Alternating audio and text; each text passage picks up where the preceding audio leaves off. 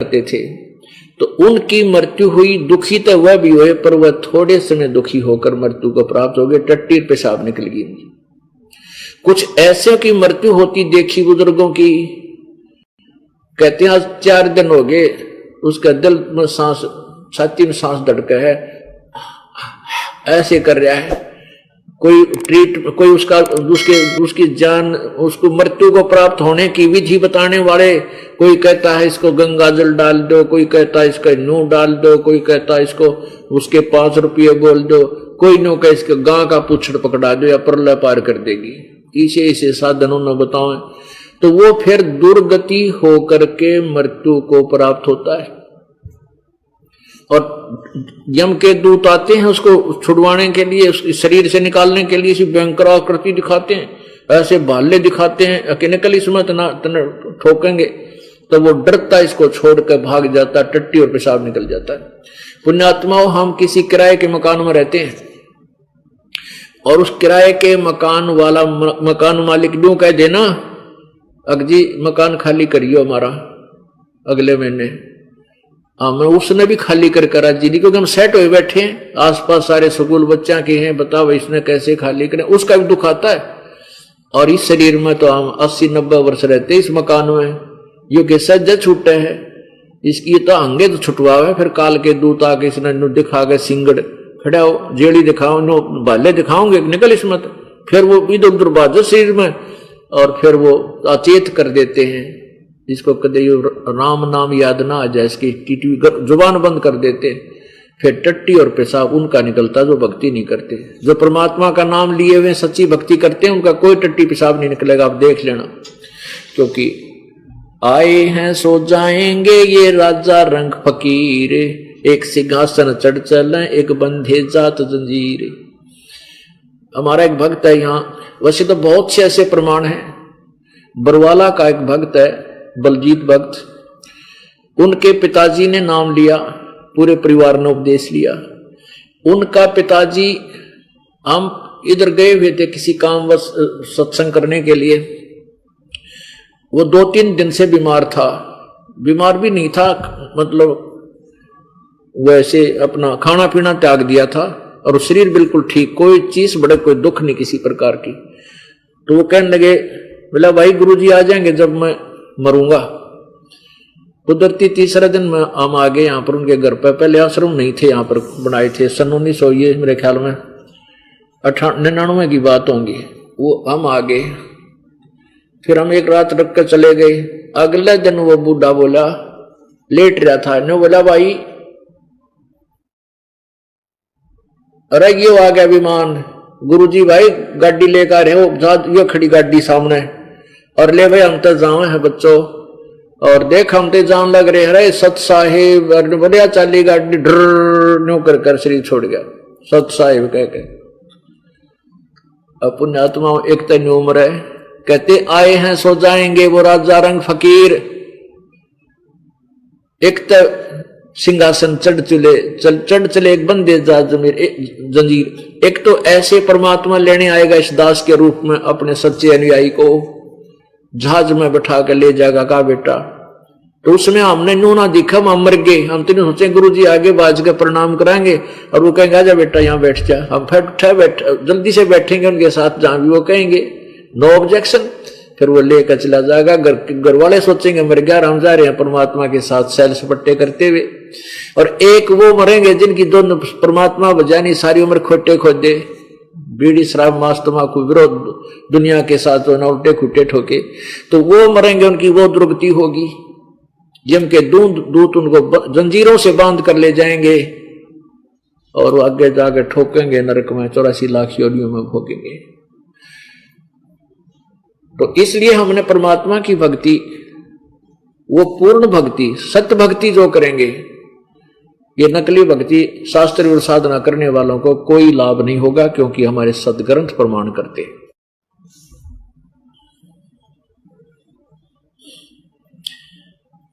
पुण्यात्माओं, एक बलख बुखारा नाम का शहर था, उसमें एक अब्राहिम सुल्तान अधम नाम का एक राजा था। वो पूर्व जन्म के बहुत ही पुनोयुक्त था। वो पहले जन्म में परमेश्वर कबीर जी की शरण में रहा था। वो सम्मन नाम था उसका, जब वो पहले जन्मों में सम्मन नाम था। उसमें वो परमात्मा की शरण में भक्ति करके पूरा दान युक्त, बहुत अच्छी भक्ति युक्त हो गया था, लेकिन वो पार नहीं हुआ। उस पिछले जन्म के शुभ संस्कारों से, भक्ति से उसको, उसका जन्म एक बहुत ही बड़े राजा के घर हुआ, यानी एक राज्य प्राप्त हुआ उसको। परमात्मा सो कारण बनाता है अपनी आत्मा को, जैसा उसका संस्कार है वहां उत्पन्न करने के लिए। जन्म हो गया एक बहुत बड़े अमीर राजा के घर, युवा हो गया। युवा होने के बाद ब्याह हो गए और गद्दी प्राप्त होगी। अपनात्मा राजा बन जा।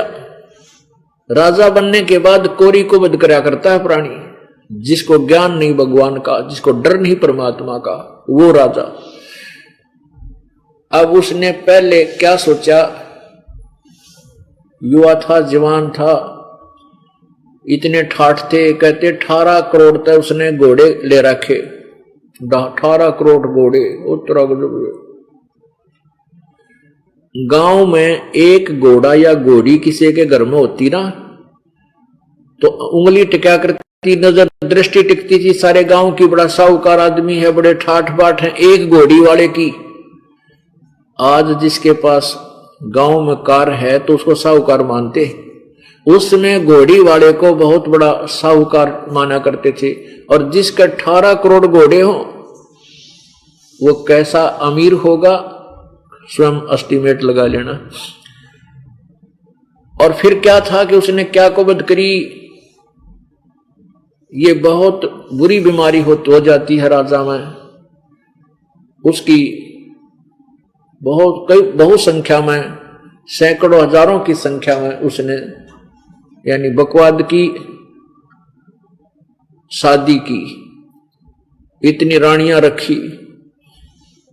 और कहते हैं जब वो हाथी पर बैठकर एक शहर से अपने दूसरे शहर में जाता था, अपने क्षेत्र में, कितने ठाठ बाट से चलता था। ओए होए, आगे पीछे गाने बजाने वाले, फूल छिड़कने वाले, पानी आगे आगे छिड़का करने वाले, और बहुत सुंदर हाथी पर सज कर बैठा करता था, हीरे मोती के उसके चारों तरफ हाथी के वो सजाया जाता था, हाथी के ऊपर कपड़ा।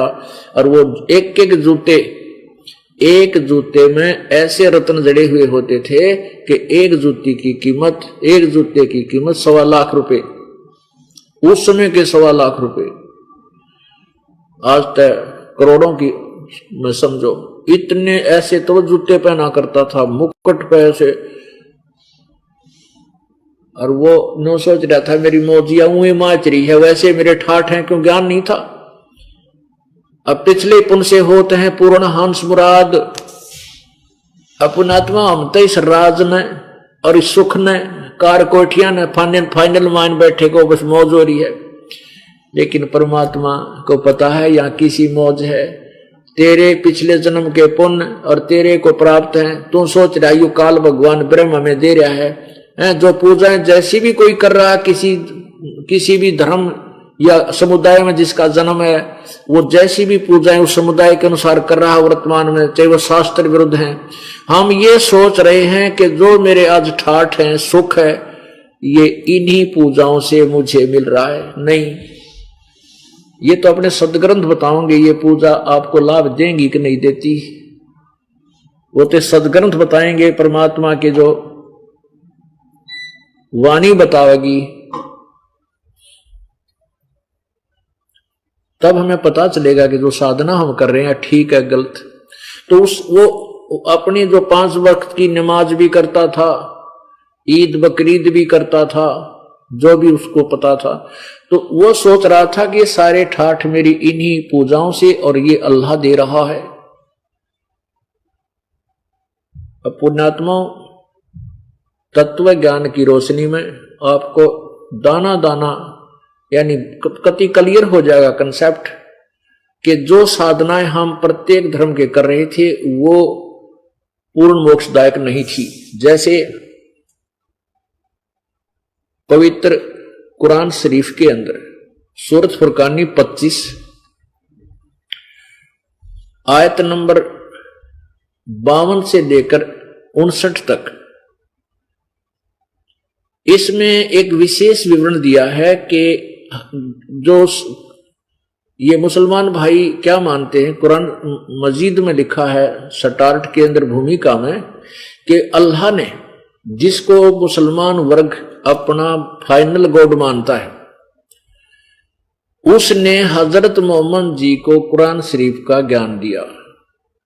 ज्ञान किस प्रकार कैसे कैसे दिया कि एक या तो फरिश्ता आता था, वो अल्लाह का हुक्म ज्यों का त्यों आकर हजरत मोहम्मद को पढ़ाता था, सुनाता था, या फरिश्ता आकर के शरीर में प्रवेश करके उसमें बोलता था, तो भी वो हजरत मोहम्मद चादर ओढ़ के लेट जाते थे और फिर अंदर से बोलते थे, लिखने वाले लिख लेते थे। तो अंदर प्रवेश करके भी वही परमात्मा ही बोलता था जिसको मुसलमान वर्ग अपना अल्लाह मानते हैं। तो इस प्रकार वो बोला हुआ ज्ञान कुरान शरीफ नामक उस हॉली बुक में, पवित्र पुस्तक में लिखा हुआ है। तो उसमें क्या बताया है कि वो अल्लाह जो मुसलमान वर्ग के जो भाई हैं, मुसलमान धर्म के अनुयायी हैं, वो जिस अल्लाह को फाइनल मानते, अंतिम भगवान मानते हैं, वो कह रहा है कि हे हजरत मोहम्मद, मैं तुझे ये कुरान शरीफ की जो दलील दे रहा हूं, इन पर विश्वास कर। और ये काफिर जो हैं, जो परमात्मा को छोड़कर उनने दूसरी पूजाओं को करते हैं, जो पूर्ण भगवान की भक्ति नहीं करते, वो तो काफिर हैं। तो उनकी बातों में मत आना। मेरे द्वारा दिए गए कुरान शरीफ के इस ज्ञान पर तो पूर्ण दृढ़ रहना, संघर्ष करना कि वो उस कबीर अल्लाह के लिए, वो अल्लाह कबीर है।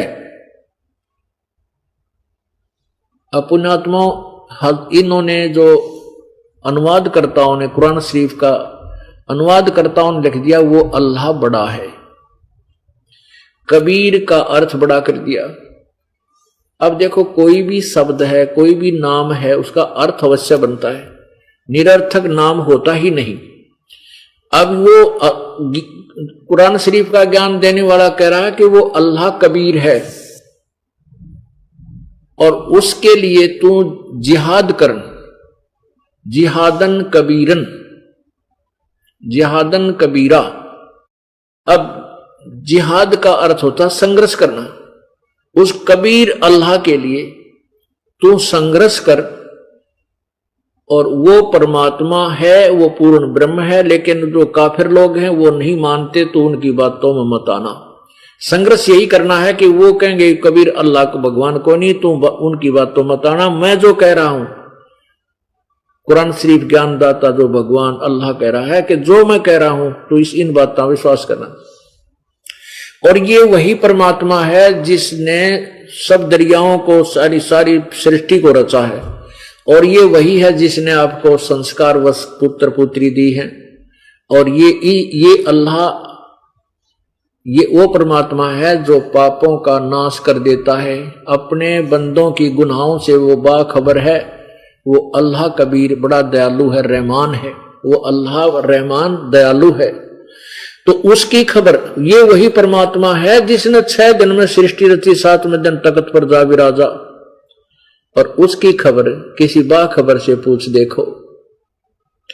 इससे क्या सिद्ध हुआ कि जो कुरान शरीफ का ज्ञान दाता अल्लाह है, वो कंप्लीट गॉड नहीं है, वो पूर्ण परमात्मा नहीं है। वो किसी और अन्य बड़े भगवान की तरफ, अल्लाह की तरफ संकेत कर रहा है।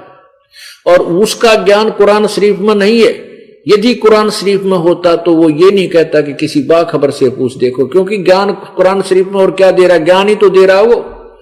बाखबर मीन तत्वदर्शी संत, उस तत्वदर्शी संत से पूछो, वो बताओगा उस कबीर अल्लाह के बारे में, अल्लाह अकबर के बारे। इससे सिद्ध हुआ कि मुसलमान वर्ग धर्म, पवित्र मुसलमान धर्म के अनुयायी जो साधना कर रहे हैं वो इनकम्प्लीट है। वो पूर्ण परमात्मा की नहीं है और पूर्ण मोक्षदायक नहीं है।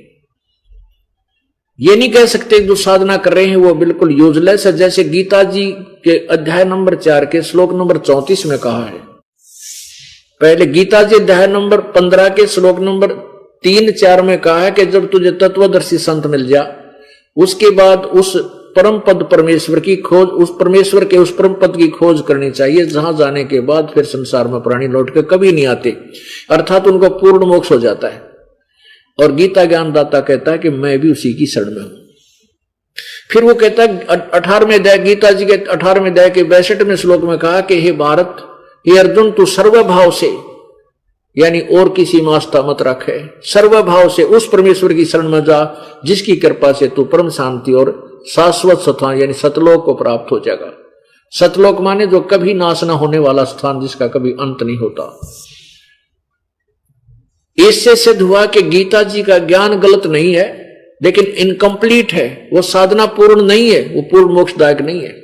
उसके लिए गीता ज्ञानदाता अध्याय नंबर 4 के श्लोक नंबर 34 में कहता है कि उस तत्व ज्ञान को जो पूर्ण परमात्मा के बारे में उन्हीं की वाणी में लिखा है, जो गीता जी अध्याय नंबर 4 के श्लोक 32 में जिसका विवरण है, उस तत्व ज्ञान को तू तत्वदर्शी संतों के पास जाकर समझ और उनसे विनम्र भाव से प्रार्थना कर, कपट छोड़कर प्रसन्न कर, सेवा कर, तब वो तत्वदर्शी संत तुझे परम पिता, उस पूर्ण परमात्मा, उस अल्लाहू अकबर कबीर भगवान, अगर हम कबीर का अर्थ बड़ा मान कर चलना तो अभी उस बड़े भगवान के लिए वो ज्ञान देगा। तो इसे सिद्ध हुआ कि जो अन्य कोई परमात्मा है जो गीता ज्ञान दाता से भी अलग है और कुरान शरीफ के ज्ञान दाता से भी कोई भिन्न है, उसकी जानकारी ना गीता जी में है और ना कुरान शरीफ में है और ना ही वेदों, चारों वेदों में है। यजुर्वेद अध्याय नंबर 40 के श्लोक नंबर मंत्र नंबर 10 और 13 में कहा है, कोई तो भगवान को उत्पन्न होने वाला कहता है, यानी जन्म लेता है, अवतार धारता है। कोई ये कहता नहीं वो कभी जन्म नहीं लेता। इसका ज्ञान भी वो तत्वदर्शी संत सही सुनाते हैं। उन तो सुनो धीराणाम, यानी उस दृढ़ ज्ञान रखने वाले तत्व ज्ञान रूप वाले संतों से सुनो। इससे सिद्ध है कि वेद का ज्ञान गलत नहीं, लेकिन इनकम्प्लीट है। अब आपको थोड़ी सी झलक कुरान शरीफ की देते हैं। ये देखिएगा पवित्र कुरान शरीफ, इसमें लिखा है मुतरजम बरहासिय, यानी इसका ये है अरबी, ये इसका अर्थ ये है कि सानुवाद सटीपन, शास्त्रीय अरबी पद्धति पर नागरिक लिपि में रूपांतरकार हैं नंद कुमार अश्वथी, और ये शेरवानी संस्करण। और यहां और देखिएगा, यह वह इलामी किताब है जिसमें कोई संदेह की गुंजाइश नहीं। इसमें यहां भी ऐसा लिखा है, यह वह इलामी किताब है जिसमें संदेह की कोई गुंजाइश नहीं, अर्थात इसमें जो लिखा है इसमें कोई शक नहीं, कोई डाउट नहीं, सत्य है।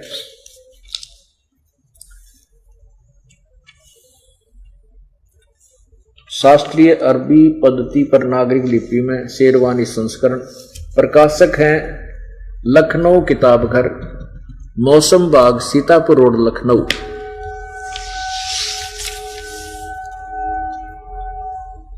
इसके मुद्रक हैं Lucknow publishing house, 37 cantonment road, Lucknow, cantonment. अब इसके देखना, ये है सूरत फुरकानी, ये कुरान शरीफ सूरतुल फुरकानी 25। अब इसके हम 52वीं आयत पर आते हैं। ये देखिएगा आयत नंबर 52, इसमें क्या लिखा है, फला तुतियल काफिरन व जिहादुम जाहिदुम बिही जिहादन कबीरन। 52 इसका अनुवाद जिन्होंने यहां किया है, तो ए पैगंबर,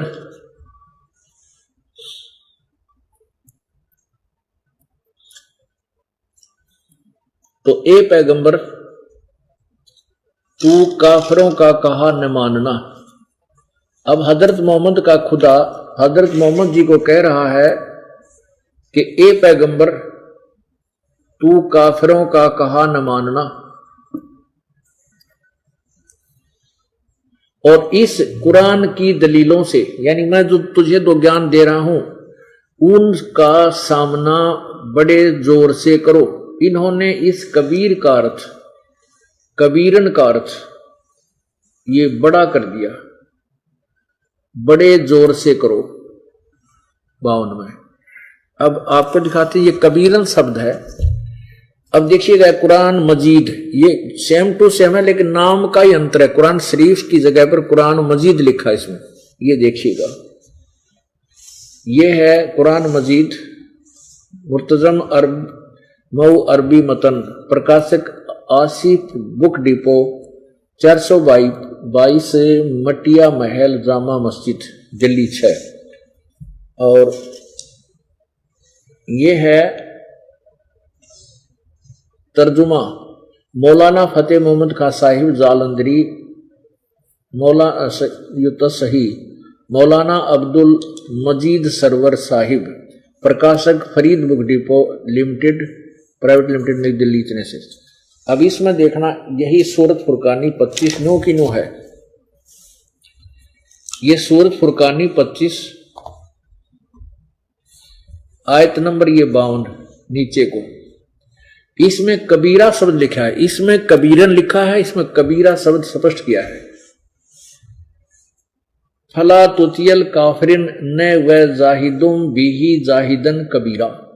बस ये दिखाना चाहता था दास के कबीरन कहो चाहे कबीरा कहो चाहे कबीर कहो, एक कोई गल है, एक का बात है।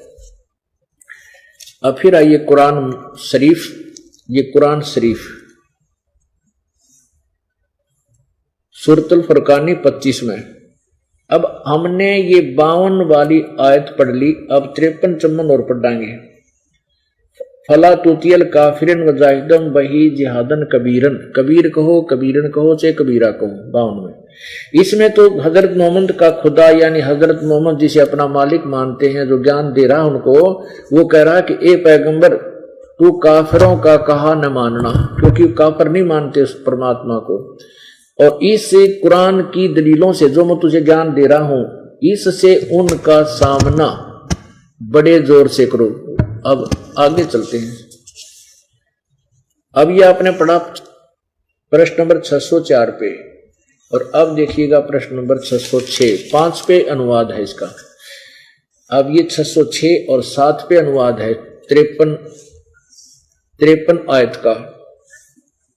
और वही है वो, अब वो कबीर नामक अल्लाह वही है जिसने 2 दरियाओं को मिला चलाया, एक मीठा प्यास बुझाने वाला और एक खारी कड़वा, और दोनों को एक आड़ और मजबूत रोक बना दी। और वही है जिसने पानी की बूंद से आदमी को पैदा किया, फिर उसको साहिब नसब यानी किसी की बेटा या बेटी, और ससुराल वाला यानी किसी की दामाद बहू बनाया। और तुम्हारा परवरदिगार, जो कुरान शरीफ का ज्ञान दे रहा है वो अल्लाह कह रहा है, हजरत मोहम्मद जो तेरा परवरदिगार वो वास्तविक पूर्ण परमात्मा हर चीज करने पर शक्तिमान है। और काफिर उस अल्लाह के सिवाय यानी पूर्ण परमात्मा की भक्ति ना कर ऐसों को पूजते हैं, अन्य देवताओं को पूजते हैं जो न उनको नफा पहुंचा सकते हैं और न नुकसान, उनको न नफा पहुंचा सकते हैं और न उनको नुकसान यानी हानि पहुंचा सकते हैं। और काफिर तो अपने परवरदिगार से पीठ दिए हुए हैं, जो भगवान की एक परमात्मा की पूर्ण परमात्मा में भक्ति नहीं करते, वो काफिर कहे हैं दिए हुए और मुंह मोड़े हैं। और ए पैगंबर 56 में, हमने तुमको खुशखबरी सुनाने और सिर्फ अजाब से डराने के लिए भेजा है। इन लोगों से कहो कि मैं तुमसे अल्लाह के हुक्म उसका ज्ञान सुनाने पर कुछ मजदूरी नहीं मांगता, हाँ जो चाहे अपने परवरदिगार तक पहुंचने की राह इख्तियार कर ले।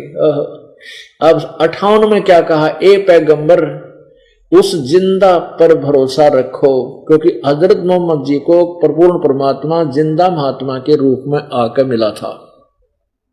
उस जिंदा पर इन्होंने अर्थ कर दिया चैतन्य, उस जिंदा पर भरोसा रखो जो कभी मरने वाला नहीं है, अर्थात वो पूर्ण रूप से अविनाशी है।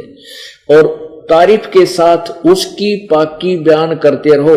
अब यहाँ कुरान शरीफ का ज्ञान दाता अल्लाह, जिसको हजरत मोहम्मद अपना खुदा मानता है, वो अपने विषय में नहीं कह रहा, उसकी पाकी माने उसकी महिमा का बयान करते रहो, उसकी पवित्रता का बयान करते रहो, और अपने बंदों के गुनाहों से वह काफी खबरदार है। अब देखो इन्होंने क्या किया, 58 में उस कबीरा खबीरा जो शब्द है, कबीरन खबीरन, उसका काफी माने बहुत बड़ा कर दिया। अब देखो यहाँ 58 में, ये 58 है, यहाँ खबीरा शब्द है, खबीरा कहो चाहे कबीरा, इसका अर्थ बड़ा है। और यहाँ 59 में खबीरन है, इसको खबीरन कहो चाहे खबीरा कहो, एक ही कबीरा कहो। अब 59 में, अब 58 आपने पढ़ ली, यहाँ 58 में इन्होंने लिखा है कि वो अपने बंदों के गुनाहों से वो कबीर खबरदार है। यहां लिखना चाहिए था वो कबीर नामक परमात्मा खूब समझता है, जानता है, उन पापों को भी नाश कर देता है। अब 59 में कि वो कबीर नामक अल्लाह, यानी कुरान शरीफ के ज्ञान देने वाले अल्लाह से कोई और के विषय में कुरान शरीफ ज्ञान दाता कह रहा है, जिसने आसमानों और जमीन और जो कुछ उनके बीच में है 6 दिन में पैदा किया, फिर तख्त पर जा विराजा, वह अल्लाह बड़ा, वह अल्लाह कबीर है। इन्होंने खबीरन का अर्थ भी बड़ा कर दिया। ये 59 में ये खबीरन शब्द है, इस इबादही खबीरा, इसका अर्थ है इबादही खबीरा, पूजा के योग। इबादत माने पूजा, इबादही माने पूजा के योग, वो कबीर परमात्मा ही है। इसका अर्थ तो ये बनता है 58 का। अब 59 में ये खबीरन है, अरमानो असफल खबीरन। अब इसने खबीरन का अर्थ जो कर दिया वो ये किया है बड़ा 59 में, जिसने आसमान और जमीन और जो कुछ उनके बीच है में है सबको 6 दिन में पैदा किया, फिर तख्त पर जा विराजा। इससे दुआ के परमात्मा साकार है जो तख्त पर बैठ गया जाके, एक सर्वव्यापक नहीं है, उसकी शक्ति सर्वव्यापक है, और वह अल्लाह कबीर है। इस बड़ा का अर्थ ना करें तो हम अल्लाह कबीर लिख दें, अल्लाह कबीर है। रहमान है यानी वो दयालु है, वो कबीर दयालु है। तो उसकी खबर, उसके बारे में जानकारी किसी बाखबर यानी इल्म वाले से पूछ देखो, यानी तत्वदर्शी संत के पास जाओ, उनसे पूछो। तो इससे सिद्ध हो गया कि कुरान शरीफ का ज्ञान इनकम्प्लीट है, पूर्ण मोक्षदायक नहीं है, और पूर्ण परमात्मा के विषय में इसमें पूरी जानकारी नहीं है।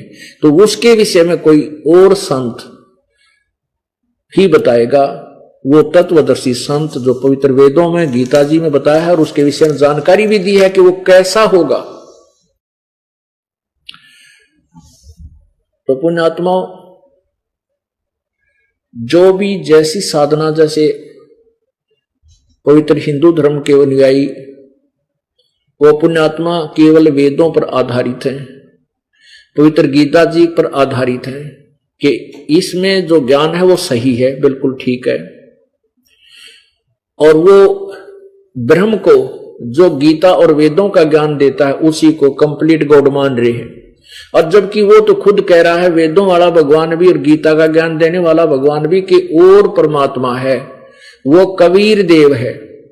इन्होंने कबीर देव का अर्थ कर दिया, कवि का तो कर दिया सर्वज्ञ यानी सब कुछ जानने वाला, और देव का कर दिया परमेश्वर।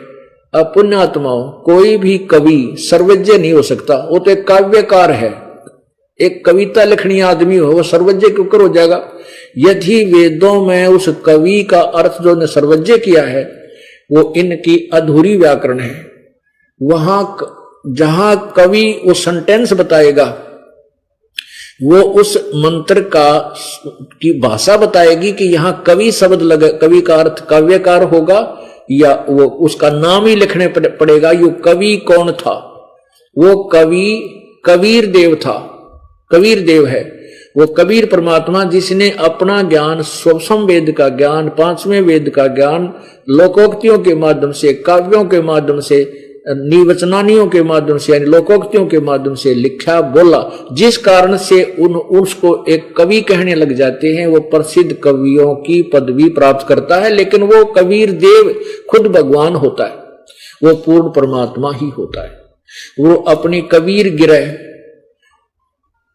गिरभी कबीर वाणी द्वारा अपने तत्व ज्ञान का प्रचार आवाज लगा लगा कर ऊंचे ऊंचे सुर में बोल कर करता है।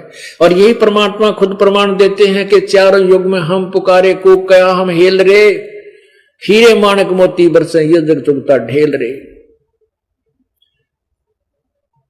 अपुण्यात्माओं, वो जो बलख बुखारे का राजा बादशाह अब्राहिम सुल्तान अधम, ये उसका पूर्ण नाम था। वो बड़े ठाठ से रहा करता, लेकिन पिछले जन्म में की हुई भक्ति, वो संस्कार भी इस आत्मा को टेकन नहीं देते। इसलिए रह रह कर उमंग उठती है, चाहे कोई कितना ही धनवान है, चाहे कितनी बड़ी पोस्ट पे है, वो भगवान जो पिछले जन्म में साधना की है वो उसकी तरफ उसके हृदय में बनी रहती है। उसके लिए वो कहीं ना कहीं कोई साधना पर आधारित होता है, और फिर भी जो साधना वो कर रहा है, जब तक उसको पूर्ण ज्ञान नहीं होता वो टिकता नहीं। फिर कहीं ना कहीं और किसी संत से को ज्ञान सुन लेता, उस पर आकर्षित हो जाता है, फिर और सुन लेता है, उसकी बात को सही मान लेता है, क्योंकि वो कंप्लीट ज्ञान, तत्व ज्ञान ना होने से जब तक आत्मा में भटकती रहती है, भ्रमित रहती है। वो टिकाऊ ज्ञान नहीं होने से ऐसे भ्रमती रहती है। इसलिए गीता जी अध्याय नंबर 2 के श्लोक नंबर 53 में कहा कि अर्जुन, जब भिन्न भिन्न प्रकार के भ्रमित करने वाले वचनों से तेरी बुद्धि एक तत्व ज्ञान पर टिक जाएगी, तब तू भगत बनेगा, तब तो तू योगी होगा। तो इस आधार से अब्राहिम सुल्तान अधम संतों की, फकीरों की सेवा में जाता था। वहां एक कोई डोंगी संत मिल गया उसको, और बड़ा प्रसिद्ध हो रहा वहां पर। और राजा भी उसके पास जाने लगा, क्योंकि सबको मालूम है कि परमात्मा संतों से ही मिलेगा। अब सबको मालूम है कि हैंडपंप में या कुएं में जल मिलेगा, लेकिन कई कुएं हैंडपंप इसे हैं जिनमें कति खारा और कड़वा पानी होता है। तो ऐसे मीठे जल का जब तक हमने वो हैंडपंप नहीं मिलेगा, इतने प्यास बुझे को नहीं है। अर्थात जब तक पूर्ण संत नहीं मिलेगा तब तक हमें मोक्ष पूर्ण नहीं हो सकता। तो इसलिए वो संत के पास जाता था। वो संत पाखंडी, डोंगी और कपटी था। राजा इतना पैसे वाला था कि उसकी अंगूठी थी, वो अंगूठी अच्छी, पूरी लंबी चौड़ी, बड़ी सुंदर और लाखों रुपए की। अब उस संत ने सोचा इसकी कैसे अंगूठी मारूं, कैसे लूं इस पर अंगूठी, मांगूंगा तो नहीं, सोचा गया तो ठग है, पैसे मांगता संत। वो कहता मैं माया को नहीं छूता। उसने अपने एक विश्वसनीय चेले से उस राजा जैसी नकली गुठी बनवाई, एक सुनारत, और वह डाल ली अपना ऐसे जेब में। राजा उसका पक्का मित्र हो रहा था, उसका बहुत श्रद्धालु था। तो उसने एक दिन कहा राजा से कि राजा आज नौका विहार करेंगे, आप मेरे साथ चलो, हम नौका विहार करने की इच्छा है। तो राजा ने उसी समय व्यवस्था दी, आदेश दे दिया, घंटे भीतर सारी व्यवस्था कर दी। राजा और वो कपटी संत बैठ गए उस नौका में। नाविक चला रहा है, वो दोनों बैठे हैं। उस संत ने, फकीर ने कहा कि राजा आपकी अंगूठी बहुत अच्छी लग रही है। राजा ने कहा कि देखो, दिखाना कैसी है, कितनी कीमत है इसकी। राजा ने अंगूठी निकालते निकालते कहा कि महात्मा जी ये इतने लाख रुपए की या इतने 50,000 की, इतने की बनी है, इसमें हीरे देखो ये जड़े हुए हैं। अच्छा, वाह जी वाह। उधर से कहता है नाविक ठीक चला, राजा को झटका ना लग जाए। अब राजा का ध्यान उधर हुआ, उसने वो अंगूठी बदल ली, वह तो अपनी टांगली रुआ हाथ में ले ली। राजा बहुत ही अच्छी है, पर हम फकीरों के क्या काम है, ऐसे कह के उसने दरिया में फेंक दी। राजा ने सोचा भाई बड़ा त्यागी बैरागी संत है, और ज्यादा आस्था राजा की बन गई, वह कमाल है, संत के चाला है, इतनी कीमत की अंगूठी को भी कहता है तो मिट्टी है हमारे लिए। अब पुण्यात्मा कुछ दिनों के बाद क्या हुआ कि उन गुरु चेलियां की बिगड़ गई। जो उसका शिष्य था, विश्वसनीय शिष्य, जिसने वह अंगूठी बनवाई थी, जिसने धोखा किया था, जिस गुठी को उसने जल में फेंक दिया था और ओरिजिनल अंगूठी राजावाड़ी को मार लिया था, वह लोगों को दबा दी कि मिट्टी में दबा रखी थी अपने उस मकान में जहां वो रहता था, झोपड़ी में। तो एक दिन उस गुरु चेलिया की बिगड़ गई, तो गुरु उस चेले ने पीछे तो जाकर नौकरों को बताया, उस वजीर को बताया कि ऐसे ऐसे वो संत पाखंडी है, डोंगी है, और उसने राजा की अंगूठी, राजा के साथ धोखा किया है। अब पहले तो फकीर उसका ना जच्चा वजीर का भी, राजा तो उसके ऊपर कति अटूट श्रद्धा रखता है और वो मानेगा नहीं। तो वो वजीर बोला वह मैंने कोई प्रमाण दे ताकि मैं राजा का आगे तेरी यह बात रखूं। वो चेला बोला कि चल मैं उस सुनार से मिला दूंगा आपको जिस पर मैंने वो अंगूठी बनवाई थी। वो बोला चल, सुनार से बात की, कहा जी एक नकली अंगूठी बनवाई थी कि जो जिस राजा से, जो राजा का गहने बनाता था उसी से बता कि जिसी राजा ने बना रखी है, राजा की तूने अंगूठी बनाई है छाप, ऐसी ही मेरी इन नकली बना दे। तो फिर वजीर का जच गया बात, यकीन हुआ। उसने आकर के इब्राहिम सुल्तान से बताई कि राजा यो संत कपटी है, धोखेबाज है, आपकी अंगूठी उसने छुपा ली और एक नकली बनवा के और वो जल में फेंकी थी, राजा इससे सावधान रहना।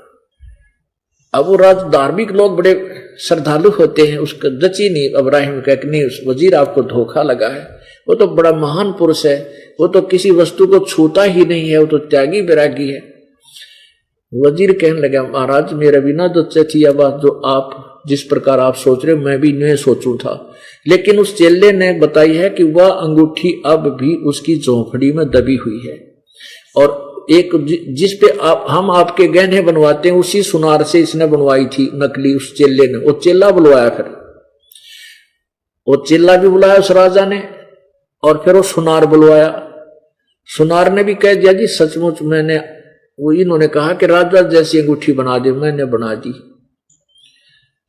अब राजा ने सोची भाई बात तो बिगड़ गई और कहीं वे अंगूठी उनके घर में ना पाई, बेइज्जती संत महसूस ना कर जा, डरा करते थे। वो राजा बोला उस शिष्य भी तू चल और हम आ रहे हैं, हम उससे पूछेंगे राजा से, उसके क्या नाम है फकीर तय, और तू उसी से वो अंगूठी निकाल के दे दिया, हमने ज्यादा ना पूछना पड़ा उससे। पहले फकीरों से डरा बहुत करते थे, ये शराब स्वरूप दे दिया करते थे। तो राजा वजीर और चले गए स्वाभाविक तरीके से और प्रणाम किया, सलाम वालेकुम किया और बैठ गए। तो राजा ने कहा कि महात्मा जी आपने जो अंगूठी मेरी जल में फेंक दी थी वो मुझे रह रह कर याद आती है क्योंकि वह बहुत कीमती थी। तो वो कहता है कि राजा आप माया में जकड़े हुए हो, हम माया से निर्बंध हैं, लागा बकवाद कर।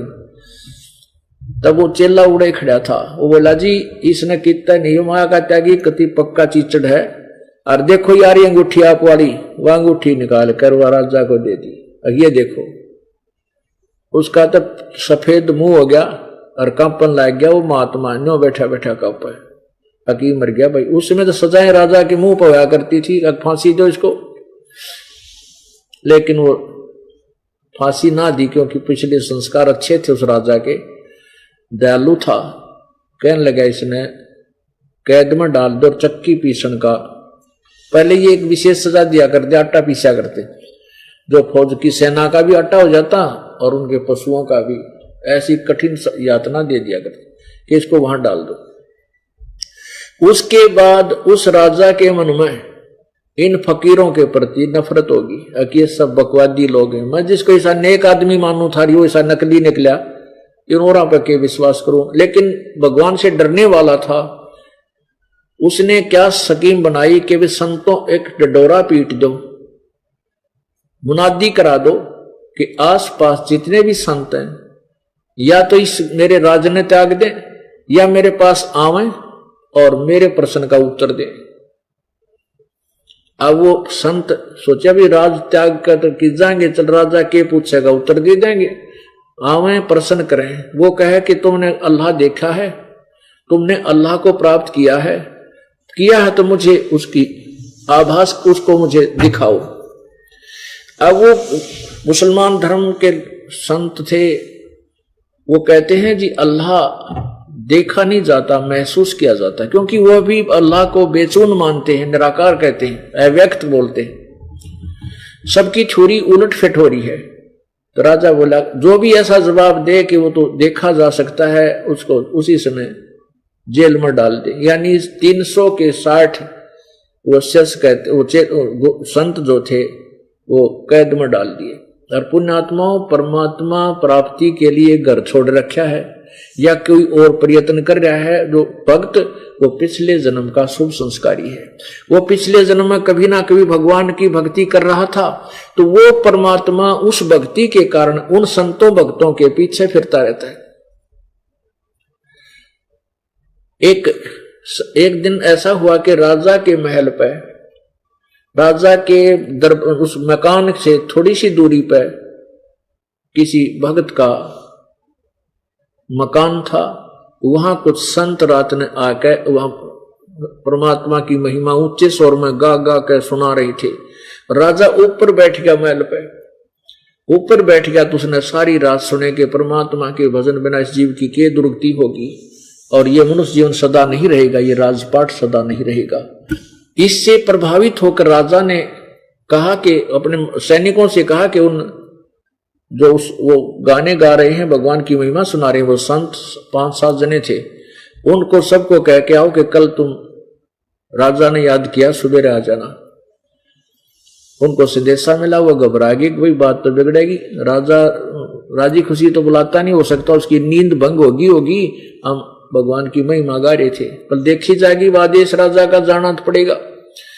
जब वो वहां पहुंचे, राजा ने प्रश्न किया, क्या तुमने भगवान मिला है? अगर मिला है तो हमें मुझे दिखाओ, और नहीं तो चक्की वहां जेल में जाओ। उनका जो मुखिया था वो खड़ा हुआ, बुद्धिमान व्यक्ति था, उसने कहा राजा एक गिलास में दूध मंगाओ। राजा ने अपने नौकरों से आज्ञा दी कि दूध लाओ मीठा करके, गिलास में मीठा करके दूध ले आई। अब वो संत जो था, फकीर था, वो उस गिलास दूध के गिलास को पकड़ के उसमें उंगली देर ऐसे देखा है। राजा कहने लगा कि पीले महात्मा जी, मीठा करवा कर मंगवा रखा है। तो फकीर बोला कि राजन, मैंने सुना है कि दूध में घी होता है, पर आपके दूध में घी को नहीं, मैं ना पीऊं इसमें। अब राजा हंसा, कहने लगे भले आदमी, तुझे ये नहीं मालूम कि दूध से घी कैसे निकाला जाता है, तो तू काहे का भगवान पाया होगा तूने? सुन मैं विधि बताता हूं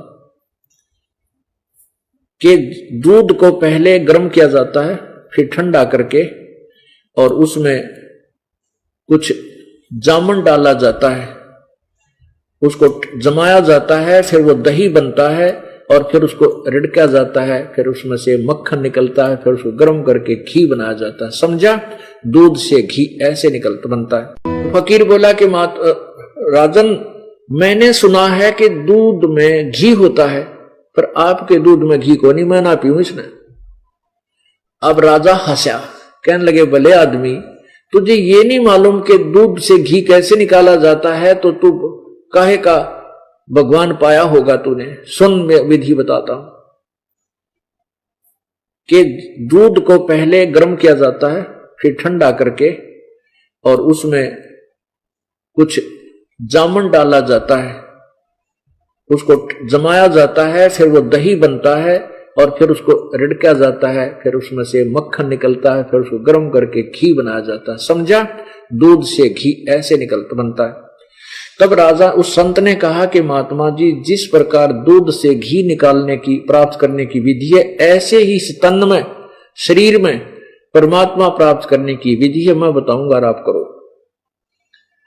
राजा बोला तू ज्यादा बात बनाता है, इसको ठोक दो नरक में। ये बकवादी है, ऐसी ऐसी बातें मैंने बहुत सुन रखी है, मैं बहुत जख्मी हो चुका हूं इन संत फकीरों की बकवाद सुनकर। वो भी डाल दिए। परमात्मा कहते हैं जो जन मेरी शरण है ताका हूं मैं दास, और गेल गेल लग गया फिर जब तक धरती आकाश। ये इब्राहिम सुल्तान अधम जो थे, ये सम्मन वाली आत्मा थी, जिसने उस जीवन में अपने इकलौते पुत्र को परमात्मा के भोजन के लिए और गर्दन काटनी पड़ गई थी। उस पुण्य के कारण, उसको पिछले जन्म की भक्ति के कारण, और उस पहले उस शरण में रहा था, इस कारण से उस पुण्य आत्मा को, उस राजा को उस नरक से निकालना था, जिसको वो बहुत अच्छी आइटम मान रहा था, उस ठाठ बाट राज फकीरी को, राज को। अब हम तो माया माया करते फिरते हैं, भगवान धन मिल जा, कार मिल जा, कोई ठीक हो जा। ठीक है पुण्यात्मा, आपको इतना तो भगवान जरूर देगा कि आपका गुजारा ठीक चले, लेकिन यह माया अच्छी को ना, यह दुश्मन है इस जीव की, यह परमात्मा से दूर करने का पहला जाल है। अब परमात्मा, हम तो मांगे धन, और परमात्मा उस धन को, उस माया को जहर दिखावे हमारे लिए ताकि हम इससे दूर हटें। वो परमात्मा कबीर जी पहुंचे अपनी उस प्यारी आत्मा को शरण में लेने के लिए उस इब्राहिम सुल्तान अदम को। रात्रि के समय राजा के महल के ऊपर एक ऊंटों वाला रहबारी बोलते हैं, कारवान, जैसे इधर हमारे क्षेत्र में राजस्थान साइड के ऊंट चराने आते हैं, ऊंटे ले आते हैं जब उधर वर्षा ना होती है, तो वो वैसे बड़े बड़े तो साफे बांधते हैं, धोती डबल लांगड़ की धोती टांगे, घुटने की होती है, वह लंबी लंबी नोक की जूती, लंबी लाठी। तो इस वेशभूषा में परमात्मा राजा के रेजिडेंस के ऊपर छत पर खड़ा होकर नो लाठी मारे, आवाज करे जोर जोर से। अब राजा ने सैनिकों से कहा कि लाओ पकड़ के, कौन है ऊपर, कौन शरारत कर रहा है। ऊपर से लाए पकड़ कर, नीचे एक ग्रामीण सा व्यक्ति बूढ़ा बाड़ा खड़ा है सामने, परमात्मा इस रूप में थे। राजा ने पूछा भी तू क्या कर रहा था ऊपर। परमात्मा बोले कि ए बादशाह, मेरा ऊंट गुम हो गया, और उस ऊंट को ढूंढने के लिए ऊपर छत पर गया था देखने खातिर कहीं मेरा ऊंट ऊपर ना बैठा हो। अब वो राजा हंसा, कहने लगा रे बोले आदमी, इस छत के ऊपर ऊंट जाएगा कहां से, तेरी दिमाग खराब हो रहा है क्या। परमात्मा बोले मेरा तो दिमाग खराब हो ही रहा था, पर हो तेरा भी रहा है। तुम जिस तरीके से पर जैसे छत पर ऊंट नहीं हो सकता, क्वाइट इम्पॉसिबल, इस प्रकार जो बकवाद तू करे संतों को दुखी करने का, ऐसे तुझे 7 जन्म भी परमात्मा नहीं मिल सकता। न्यों कहकर अंतर जान होगी। अब राजा ने मुश्किल होगी, और राजा एकदम घबरा गया और मूर्छित हो गया। परमात्मा वहां पहुंचे जहां पर वो 360 साधु चक्की पीस रहे थे जेल में। वहां जाकर अंदर जाकर कहने लगा उन सैनिकों से, जेलरों से, कि भाई मेरी भी सजा होगी है, तुम्हारे राजा ने भेजा हूं, मुझे भी अंदर कर दो। पहले इसे कानून थे। जेलर बोला अच्छा तू भी अंदर जाना चाहता है, कहां कर, मुझे भी अंदर चल, बोला आ जा अंदर। वो कर दिया। कहने लगा चल ये चक्की पीस। वो जो परमात्मा बोले भाई बात सुन लो, देख दोनों काम नहीं करेंगे हम। वो सारे वो कैदियों से बोला भाई डटो, एक काम करेंगे, ते चक्की घुमवा लो, चक्की हम घुमाएंगे तो तुम इनमें आटा डालो, वो कणक डालो, और ना तुम आटा चक्की घुमाओ और हम कणक डाल लेंगे। बोलो कौन सा काम करोगे सिपाहियों। अब वो सैनिक बोले जाए इनकी फड़क निकालते हैं। कहने लगे ठीक है तुम चक्की घुमाओ, हम आटा में कणक डालेंगे। अब उन्होंने सोचा था कि इन्हें खूब तक कणक इनसे जल्दी जल्दी घुमाएंगे, ना घुमाओगे लठ मारेंगे इनका है, पीट पीट का जिनको अच्छी तरह तंग करेंगे, कह के सट्राई करें, सीधा करेंगे। कैदियों से बोले तुम खड़े हो जाओ, सारे जितने वो साधु थे खड़े हो जाओ अपने अपनी चक्की के सामने। और उन सैनिकों से कहा भी तुम भी आटा डालने के लिए, कणक डालने के लिए तैयार हो जाओ। वो बोले हम और तैयार, बैठो तुम। परमात्मा ने क्या किया कि सोटी ले रखी थी, डंडा लाठी, वो अपनी चक्की के हैंडल का ला दी। वो ऐसे किल्ली सी होती थी, उसको पकड़ के घुमाया करते हैं, उसका वो डंडी लगा दी और वो 360 चक्की अपने आप घूमने लगी, जैसे इलेक्ट्रिक मोटर वाली चल करे ऐसे चलने लगी। अब ये अचंबा देखकर, ये करिश्मा देखकर वह सैनिक तो दूर हो गए खड़े। परमात्मा बोले भाई तुम आंखें बंद करो जितने भी कैदी हैं, और फिर कहा कि आंखें खोलो। जो ही आंखें खोली तो वो जेल से बाहर खड़े सारे, और परमात्मा भी साथ थोड़ी सी दूरी पर। परमात्मा बोले भाई इस राज्य से बाहर चले जाओ, इसकी बुद्धि भ्रष्ट हो रही है राजा की, और फिर मत आना इधर। तो वह तब भाग लिए कतीनो, जैसे फाटक में तो पशु छूट जाया करें, वो उसतो अगर, वो उसतो अगर, वो जहां बाबा जी तब आगे। उधर से जब चक्की चल रही है तो सारे सैनिक उस कैद ने छोड़कर वो जितने सिपाही थे बाहर बाज लिए, राजा के पास गए। जी वहां तो ऐसा हो रहा है, चक्की चल रहा है आप। अब वो राजा को लाए बुलाकर, तो पता चला कि राजा भी मूर्छित हो गए थे। एक संत यहां भी आए थे, उस राजा ने कहा भी वो तो यहां भी आया था मेरे पास, तुम्हारे पास भी पहुंच गया। कहा जी सारी जेल खाली करवा दी उसने तो। अब वहां राजा आया, उसने चक्की चलती देखी। अब राजा ने सोची तो भाई कोई फरिश्ता था, कोई जबरदस्त शक्ति थी, और मैंने अपनी नालायकी के कारण इसके बदतमीजी कर दी। राजा के देखते देखते रुक गई। अपने आत्माओं शेष कथा शाम को सुनाएंगे। बोलो सतगुरुदेव की।